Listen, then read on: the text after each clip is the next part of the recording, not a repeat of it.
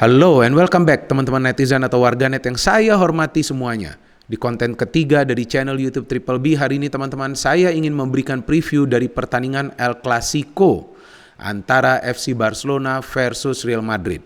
Kita semua tahu bahwa ini adalah pertandingan super big match yang melibatkan dua klub raksasa asal Spanyol dan juga dua klub raksasa yang senantiasa sukses di kompetisi antar klub Eropa.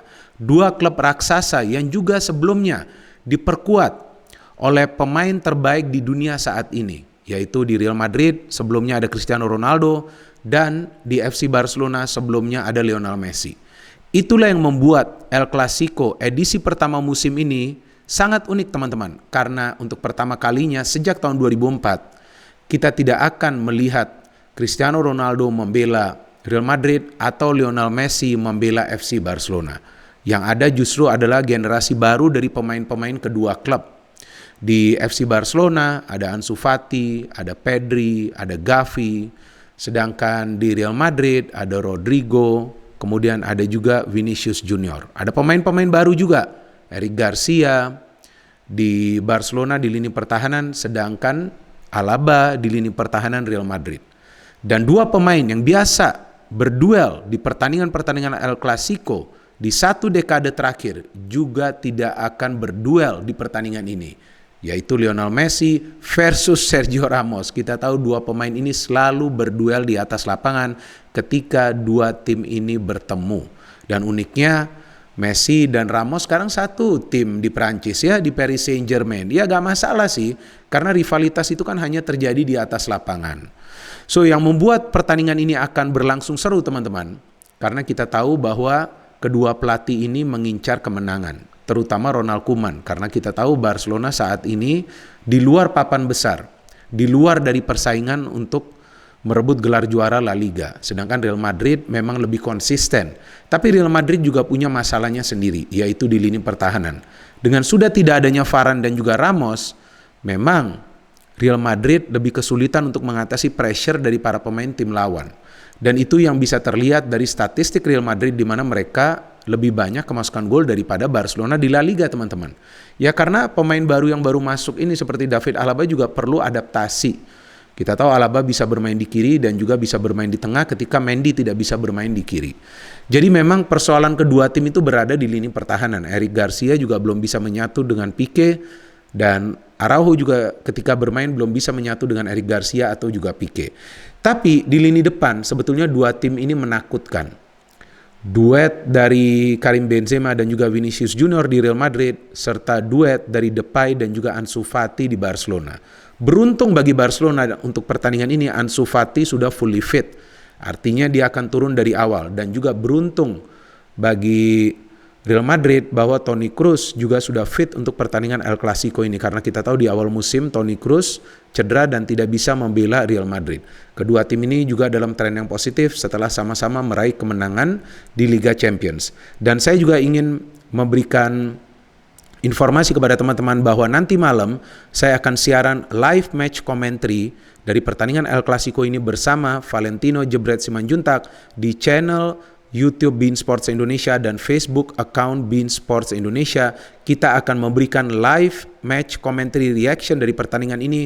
Saya harapkan teman-teman juga akan bergabung dan juga memberikan komentar-komentar kalian dari pertandingan tersebut. Dan juga kita tahu bahwa pertandingan ini akan berlangsung seru teman-teman, seperti biasanya pertandingan El Clasico, karena rivalitas dari kedua tim memang luar biasa.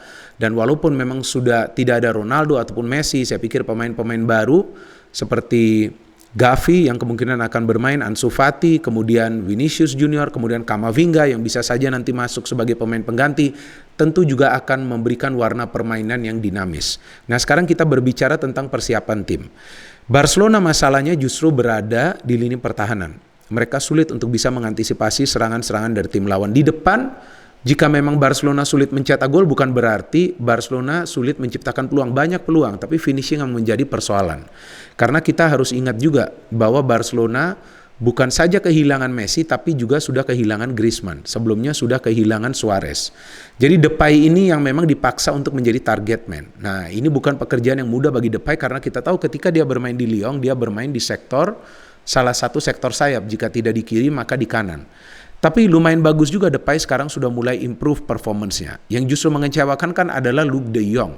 Dia dibeli sebagai target man, ternyata dia belum bisa perform. Malah saya pikir dia underperform untuk saat ini. Kita juga belum tahu apakah dia akan dimainkan dari awal atau tidak di match ini. Berbeda dengan Real Madrid.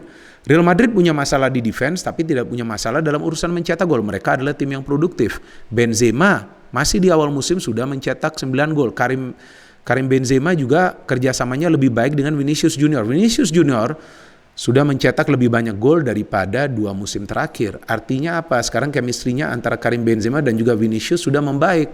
Dan saya pikir itu semua berkat dampratan dari Benzema kepada Vinicius Junior. Ingat gak pada pertandingan Liga Champions tahun lalu? Saat dia kesal dengan Vinicius Junior, baru kemudian kita lihat perlahan-lahan Vinicius itu mulai membaik performanya, walaupun di awal musim ini performanya lebih stabil lagi. Kenapa lebih stabil? Karena Ancelotti memberikan dia lebih banyak kesempatan untuk bermain, beda dengan Zidane. Zidane akan memilih pemain-pemain senior jika mereka tidak cedera untuk bermain. Tetapi Ancelotti juga sering memberikan kesempatan untuk Vinicius Junior untuk turun sebagai starter. Jadi itu juga meningkatkan kepercayaan diri dari Vinicius. Dan saya pikir duel sebenarnya akan terjadi di tengah.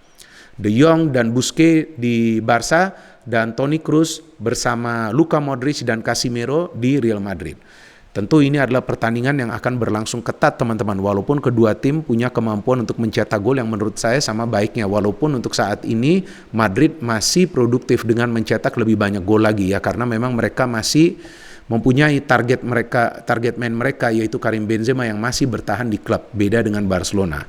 Ini adalah pertandingan yang krusial bagi posisi Ronald Koeman. Jika kalah, saya tidak yakin bahwa Koeman akan dipertahankan. Bagi Ancelotti masih awal musim, jika kalah juga tidak masalah. Tapi saya pikir Ancelotti juga akan tetap ingin mempertahankan tren positif dari Real Madrid yang dalam 4 pertandingan El Clasico di La Liga belum terkalahkan. Walaupun itu semua tercatat pada saat Zidane menjadi pelatih dari Real Madrid dalam 2 musim sebelumnya. Secara permainan saya pikir Barca akan tampil ofensif. Mereka akan benar-benar coba untuk mencetak gol di menit-menit awal agar nantinya mereka bisa bermain lebih tenang lagi. Karena kita tahu Barcelona diperkuat oleh banyak pemain muda, mereka tentu akan keluar menyerang ngotot untuk mencetak gol lebih awal. Saya pikir peran dari Dest yang kemungkinan akan bermain di depan lagi di sektor wing bersama Ansu Fati akan krusial bagi Barcelona, dan bagi Real Madrid peran yang krusial adalah di tengah dari Casemiro yang perlu juga untuk memfilter serangan dari Barcelona agar tidak cepat ke defense dari Madrid, karena kita tahu Madrid punya masalah juga di defense. Justru kalau saya melihat masalah Madrid itu ketika mereka melibatkan banyak pemain, juga pemain bertahan untuk terlibat dalam proses menyerang tapi terlambat untuk turun ke lini pertahanan. Kalau berbicara prediksi, saya pikir kemungkinan besar pertandingan ini akan berakhir seri dengan kedua tim mencetak gol. Karena kedua tim punya masalah di defense, tapi kedua tim punya kemampuan sebetulnya untuk mencetak gol. Jadi kita tunggu saja dan nonton pertandingan ini nanti malam. Ini adalah pertandingan yang sangat besar teman-teman. Dan kita tunggu bagaimana aksi-aksi dari para pemain kedua tim yang akan memberikan permainan yang dinamis nanti malam. So, may the best team win, dan kita jangan lupa juga untuk tetap mengikuti sepak terjang dari kedua tim ini yang kali ini memasuki era baru tanpa Lionel Messi, tanpa Cristiano Ronaldo, tanpa Suarez, tanpa juga Sergio Ramos di Real Madrid. No hate, only football, salam sepak bola.